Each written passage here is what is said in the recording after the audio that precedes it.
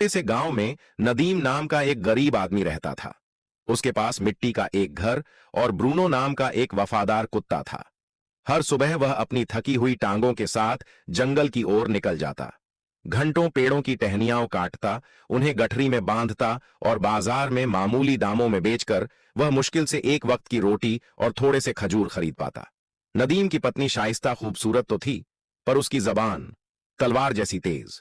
वह गरीबी से तंग आ चुकी थी और वह अपने पति को एक नाकारा, बदकिस्मत आदमी समझती थी। एक शाम बहुत तेज बारिश हो रही थी। नदीम भीगा हुआ, थका हारा, हाथों में लकड़ियों का गट्ठर लेकर घर पहुंचा। मगर घर के दरवाजे पर जो मंजर था, उसने उसका दिल चीर दिया। शाइस्ता आंखों में अंगार लिए तमतमाती आवाज में चीखी, निकल जाओ मेरे घर से, मनहूस आदमी, अब मुझे तुम्हारी कोई जरूरत नहीं। शाइस्ता, क्या तुम होश में हो? मैं जाऊंगा कहां? मेरा ठिकाना ही क्या है? शाइस्ता चीखी, जहां मन करे जाओ, अपने कुत्ते ब्रूनो के साथ रहो, वह तुमसे ज्यादा काम का है। ये सुनकर नदीम की आंखें नम हो गईं। उसने अपना बोझ, लकड़ियों का नहीं दिल का, उठाया और चुपचाप चल पड़ा। रात ढलती गई। नदीम पेड़ के नीचे बैठा रहा और ब्रूनो उसकी गोद में सिर रखकर उसे दिलासा देता रहा। जब अंधेरा और ठंड बढ़ने लगी तो नदीम उठकर जंगल की उस दिशा में चल दिया जहां कोई इंसान नहीं रहता था। चलते चलते उन्हें एक पुरानी खंडहर कुटिया दिखी। नदीम ने भीतर जाकर कुछ सूखी लकड़ियां बिटौरी और आग जलाई ताकि बदन की सर्दी कम हो सके। रात आधी हो चुकी थी।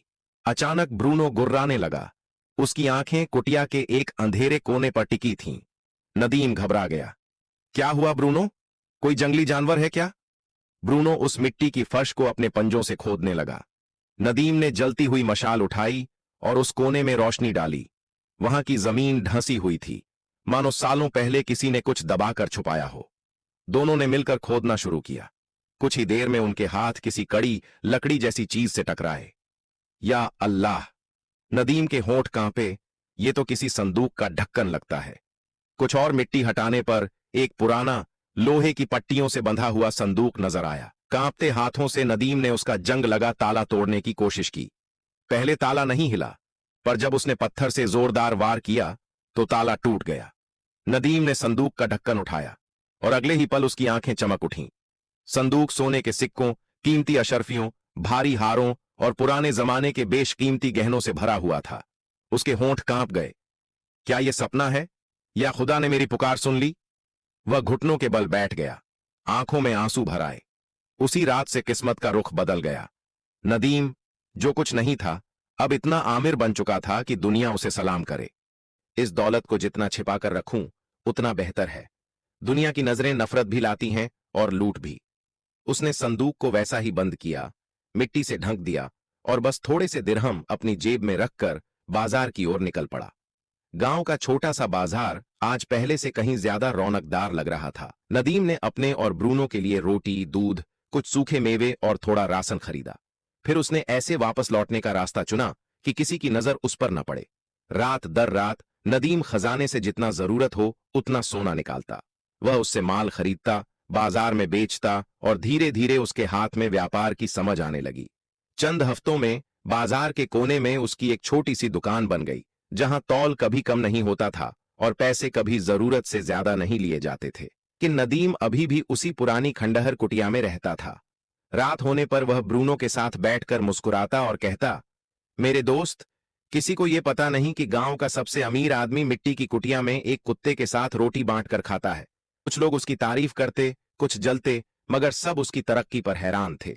और इन सब के बीच कहीं दूर एक औरत हर रात उसे देखती थी। शाइस्ता, वही औरत जिसने उसे घर से निकाला था।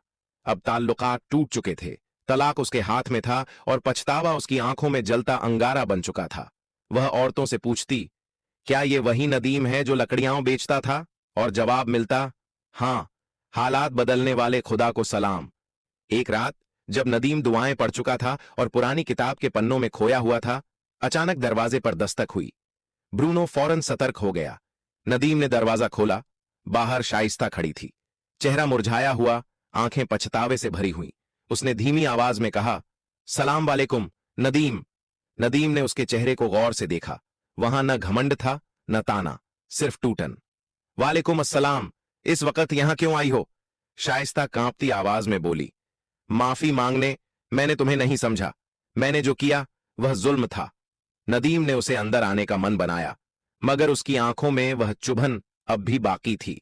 उसने कहा, दिल माफ कर भी दे तो जख्म निशान छोड़ जाता है। वक्त बताता है कि कौन अपना था और कौन आजमाइश।